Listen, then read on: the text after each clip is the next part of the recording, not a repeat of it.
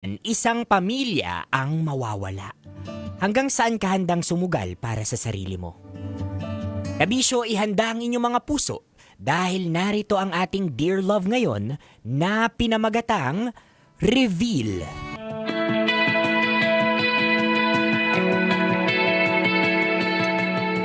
Matthew! Matthew, kakain na! Matthew! Matthew! Han, pwede ba? Pakinaan mo lang konti yung boses mo. Diba sabi ko sa'yo, ayoko nang maingay sa bahay. Baka pati si Matthew mamana yan. Han, hindi kasi nakukuha sa isang tawag ang anak mo. Paulit-ulit pa. Nakatutok na naman sa cellphone. Ilang beses ko lang tinawag, ayaw pa rin lumabas ng kwarto. Ay, nako. Matthew, anak, kakain na. Okay, ito na po pa. Oh, kita mo. Masyado ka lang mainit, Han. Aba, sabihin mo, ikaw lang talaga ang paborito. Di na bago. Wala namang ganyanan, Han. Oh, Matthew, kumain ka na. Pa, may field trip po pala kami next week.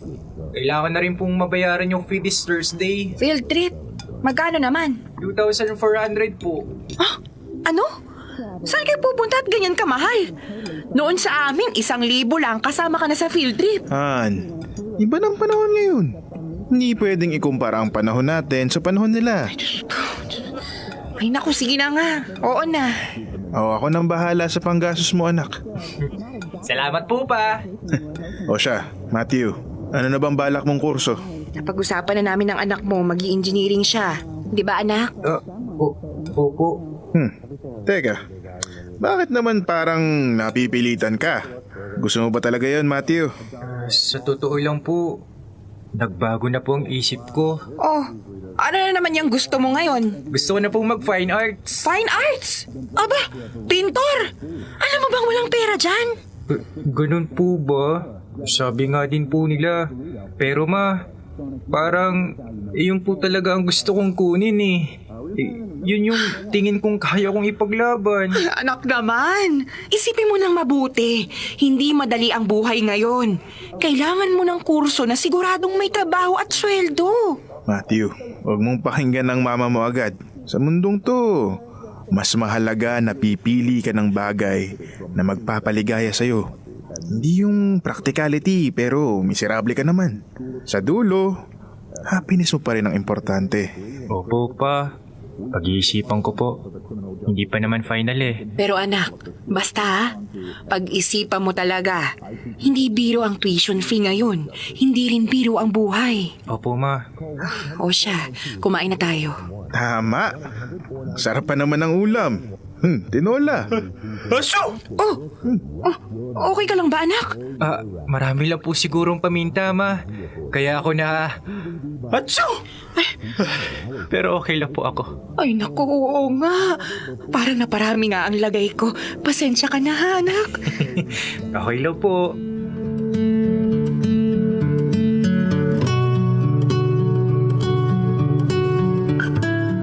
Dear Love, ako si Matet.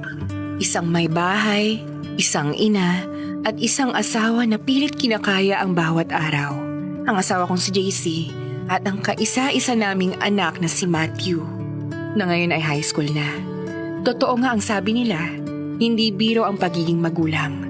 Kailangan mong matuto habang naglalakad at bawat hakbang na may kabang mali ang ginagawa mo. Sinusubukan namin ni JC na ibigay kay Matthew ang lahat ng alam naming tama. Mga payo, disiplina at pagmamahal. Pero katulad ng kahit anong pamilya, may mga sandali kaming mismo ni JC hindi nagkakaintindihan. Iba ang gusto niya, iba ang pananaw ko. At minsan, doon na nagsisimula ang ingay sa loob ng bahay at ang katahimikan sa pagitan naming mag-asawa. Aaminin ko, nang ipinanganak ko si Matthew, unti-unting nagbago ang mundo namin. Mula sa pagiging kami, naging siya, si Matthew. Siya ang naging sentro ng atensyon ni JC. Madalas na akong nauuna sa listahan ng mamaya na lang. At napapansin ko rin palagi sila nagkakampihan. Yung tipong kahit simpleng bagay, sabay silang sasagot. Sabay silang didepensa. At oo, masakit. Minsan pakiramdam ko nga kontrabida ako sa sarili kong bahay. Yung tipong ako yung masungit. Ako ang killjoy. Ako ang mali. Pero iniisip ko na lang baka ganun talaga kapag nanay ka. Ikaw ang unang sumasalo ng galit, ng hirap, ng mga dapat ayusin. Pero sa likod ng lahat ng yon, may iniingatan akong takot. Takot na baka unti-unti kaming lumalayo ni JC. Baka sa sobrang pagtuon namin kay Matthew, nakalimutan na namin ang kami. Siguro, kailangan na naming hanapin ulit yung connection namin bilang mag-asawa. Baka kailangan lang naming bumalik sa kung saan kami nagsimula. Na kami muna, bago ang kahit ano pa.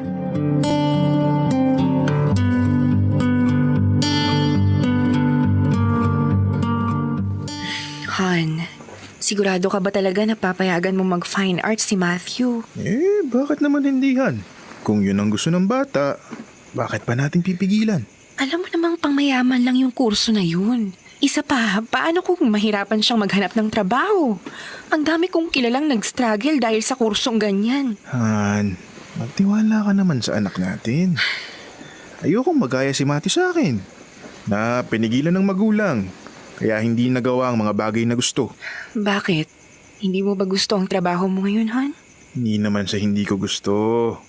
Thankful ako, oo. Malaki ang kinikita ko. Stable.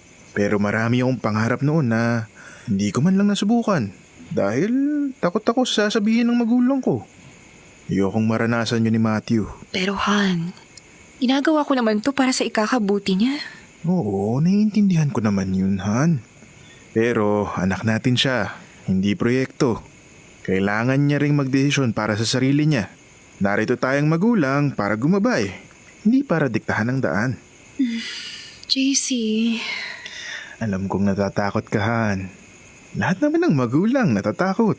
Pero magtiwala ka lang kay Matthew. Hindi natin siya papabayaan. Kahit anong kurso pang piliin niya. Kaya talaga kita pinakasalan. Ikaw yung mas may paliwanag sa lahat. Ikaw yung mas malawak ang pangunawa. Mas malambing. Minsan pa nga, parang mas ikaw pa yung ilaw ng tahanan kaysa sa akin. Lahat naman nadadaan sa usapan, Han. Ikaw lang kasi, Han. Minsan mas mabilis pang tumaas ang kilay mo kaysa intindihin ang sitwasyon. Okay, Han. Sige na, matulog na tayo. Good night. Han, pwede ba akong humirit tonight? Ha? Han, huwag naman ngayon. Maaga pa ako bukas. At saka, pagod pa ako. Lagi mo na lang akong tinatanggihan. Samantalang dati, kahit pagod ka, kahit maaga yung pasok mo, ayaw mong magpaawat. Kaya nga nabuo natin si Matthew dahil... Ayun na nga. Sige na nga, sa susunod na lang.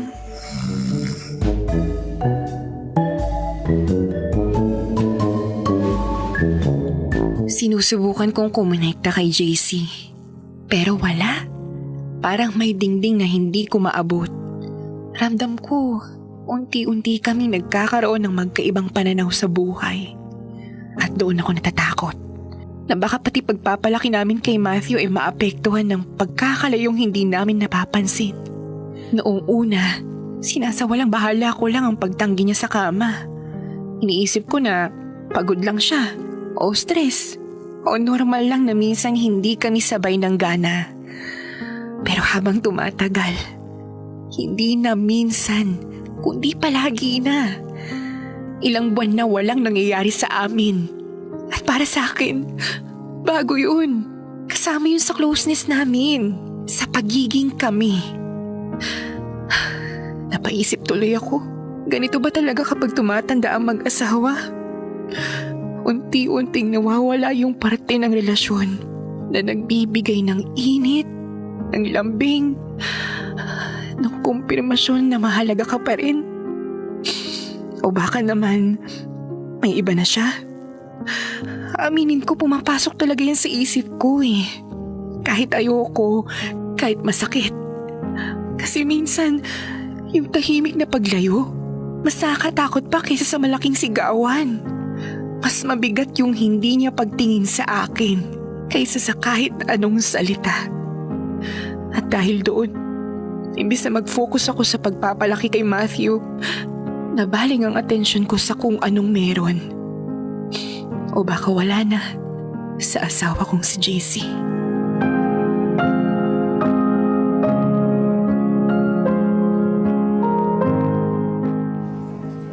Hay, nako. Buti na lang niyaya mo ako ngayong araw. Hindi na ako makaalis sa mister ko. Parang tuko kong kumapit. At least nga pinayagan ka pa rin. Oo, ang sabi ko, may malaki kang problema at kailangan mo ng kausap. Ayun, kumagat. Pinayagan akong makalabas. Oh, bakit ganyan ka makahinga? May malaki ba talagang problema? Si JC kasi. Si JC? Oh, bago yan ah. Usually, ang reklamo mo si Matthew at ang pagiging hard-headed ng bagets. Tina, kayo ba ng asawa mo nagsisiping pa rin? Oo naman. Diyos ko, ang trabaho lang ang nakakapigil sa amin. Pero si Mark, aba, kung may chance, kumakabayo yan. Para bang laging may energy. At mas matagal na kayong kasal kesa sa amin, di ba? Oo, at kahit dalawa na anak namin, ayaw pa rin tumigil ng mokong. Bakit? Si parang JC ba? Naina na? Hindi naman siguro. Pero wala na talaga nangyayari sa amin. Ilang buwan na. Iniisip ko kung normal lang ba to. Pero sa mga kwento mo, parang hindi. OMG! Friend! Ayoko magpadagdag sa kaba mo, pero hindi kayo mababae si... Tina, ayoko nga isipin yan eh. Ayoko talaga. Okay. Baka naman pagod lang siya. Hindi ko rin alam. O baka gusto niya lang ng bago. Alam mo naman, minsan ng mga lalaki, madaling magsawa kapag paulit-ulit lang yung routine. Hindi rin, Tina. Alam mo namang adventurous kami noon pa. Hindi siya nauubusan ng trip dati. Tapos ngayon, bigla na lang siyang parang walang interes sa akin. Friend, double check mo rin ha. Baka naman nasa mental state niyang problema o stress, burnout o pagod. Minsan pagdurog ang utak, pati katawan sumusuko. Siguro. Pero sa lahat ng to, ang pinakamabuting gawin, kausapin mo ang asawa mo. Mas okay yun kaysa maghula ka ng kung ano-ano. Oo, tama ka. Or, pwede ka rin mag-makeover. Alam mo yan, bago ang damit, bagong buhok, effective kay Mark yan. Para bang na-excite ulit sila. Makeover? Oo! Konting spice, konting pasabog. Umalay mo magising bigla si JC.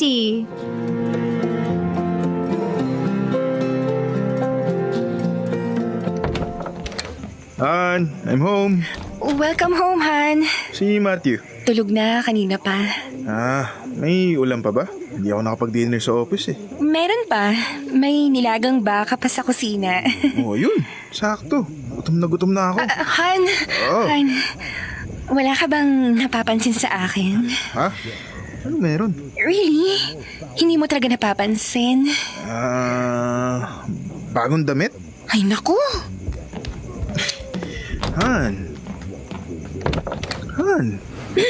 Han, sorry na. Ano bang meron? Siguro nga wala ka talagang pakialam sa akin. Ha? Ano bang sinasabi mong Matit? Nagpakulay ako ng buhok, JC. Ngayon lang ulit ako nag-ayos ng ganito. Ni hindi mo ako tinitignan pagpasok mo? Oo nga, no? Bagay sa'yo, Han. Alam mo, napapansin ko, hindi mo na ako mahal, no? Ano ba naman yung sinasabi mo? Ramdam ko namang mabuti kang ama kay Matthew, pero minsan pakiramdam ko hindi mo na ako nakikita bilang asawa mo eh. Parang dahan-dahan mo na akong nalilimutan. Alam mo namang marami akong responsibilidad sa trabaho. Alam mo kung gaano kabigat ang lahat ng nakaatang sa akin ngayon. Pero tama bang dahilan yun? Para kalimutan mo ko? Han, hindi naman kita kinakalimutan. Hindi. Promise. Kapag medyo maluwag na yung schedule ko, babawi ako sa'yo. Pangako yan. Sabi mo yan, ha? Oo naman, Han. Promise.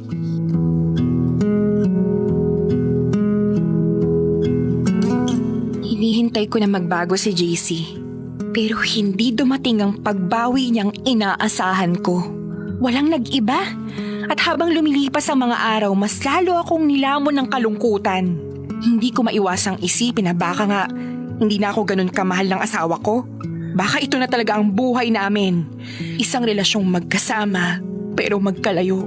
Pero bago ko tuluyang tanggapin na ganito kami habang buhay, binigyan ko pa ng isa pang pagkakataon ng lahat. Kinalap ko ang lahat ng aking lakas ng loob at sinubukan ko ulit kausapin si JC. Hindi lang para sa sarili ko, kundi para sa amin at sa anak namin si Matthew.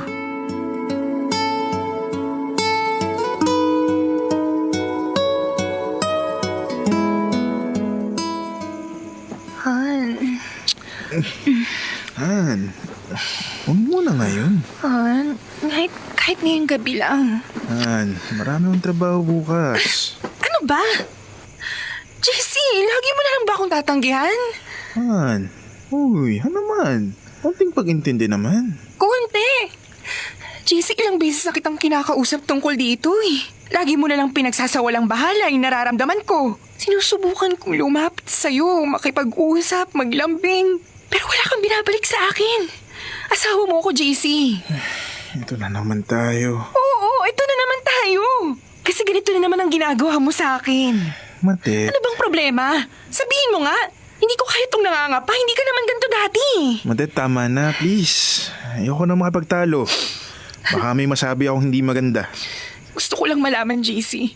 JC, asawa mo ko. May kakaiba akong nararamdaman sa'yo. Naramdam ko yung pagiging ama mo kay Matthew, pero yung pagiging asawa mo sa akin, wala. Gusto mo ba talagang malaman ang totoo? Oo, JC. Para matapos itong pag-iisip ko, utang na loob. Bakla ako. Ha? JC, pinaprank mo ba ako? Kasi hindi ako nakikipagbiruan. Bakla ako, Matet. Paano? Hindi ko rin alam. Hindi ko alam kung kailan nagsimula. Pero isang araw naramdaman ko na lang. Matet, hindi ko naman to ginusto. Wala akong iba, promise yan. Pero napagtanto ko na hindi ako lalaki sa paraan na inaasahan mo. Hindi na kita kayang halikan, yakapin, o makipagsiping sa'yo. Kasi Matet, bakla ako. JC. Yan, nasabi ko ng tunay na dahilan. Paano ang anak natin? Alam ni Matthew. Alam ni Matthew? Sa kanya ko unang sinabi. Dahil alam kong maiintindihan niya. Pero sa'yo, Matet. Matet, hindi ko alam kung paano. Lalo na kapag mabilis kang magalit. Natatakot ako. Paano na ang pamilya natin, JC? Hindi ko rin alam, Matet. Pero hindi ko naman to ginusto. Bigla ko na lang naramdaman to. At hindi ko na alam kung paano haharapin. Dear love, parang panaginip lang ang lahat. Hindi ako makapaniwala. Ang ama ng anak ko ay bakla. Wala namang masama sa pagiging bakla, pero paano na ang pamilya na matagal naming binuo? Pagkatapos ng pag-amin ni JC, lumaya siya sa bahay. Nahihiya raw siya at pilit kong pinigilan kasi asawa ko pa rin naman siya. Pero sinabi niyang hindi niya kaya. Nagpasya siya na bumukod para raw hindi niya na ako masaktan pa. Kahit na nawalan ako ng asawa, tinanggap ko na lang ang sitwasyon. Pinilid kong maging mahinahon at maging masaya para sa kanya. Para sa anak namin. Para kay Matthew. Sa huli, ang mahalaga ay nahanap na ni JC ang sarili niya. At ako, pinipilit kong tanggapin yun. Dear Love. That portion was brought to you. Mga kabisyo, bukod sa issue ng sexualidad, preference dito, isa sa mga pinakamagandang aral na pwede nating tingnan dito is empathy. No, sa mga ganitong klaseng pagkakataon, lalo na nasa isang relasyon kayo, Matet, no, at JC, mag-asawa kayo. For better or for worst, for better or for worse, or sa sa mga pagkakataon na kailangan ninyo yung bawat isa, no, I think isa ito sa mga aral na dapat nating kunin dito sa Dear Love na kung saan, suportahan natin yung partner natin. At sa mga ganitong klaseng pagkakataon din, dito nasusubok yung totoong definasyon ng pag-ibig. Yung handa tayong makinig. And at the same time, handa nating ibigay yung sarili natin na walang inaasahang kapalit. At mga kabisyo, sana maging katulad tayo dito ni Matthew, yung anak ni JC na walang pinipiling edad yung pag-unawa at pag-intindi sa kapwa natin. At mga kabisyo, naway mapalaya kayo ng kung anumang sekreto yung bumabagabag sa inyong mga puso at maging dahilan sana yung tinatawag natin na pag-ibig para kahit papano palayain kayo nito. Nakasama niyo ako mga kabisyo, Konyo Bicolano, para sa panibagong kwento ng Dear Love.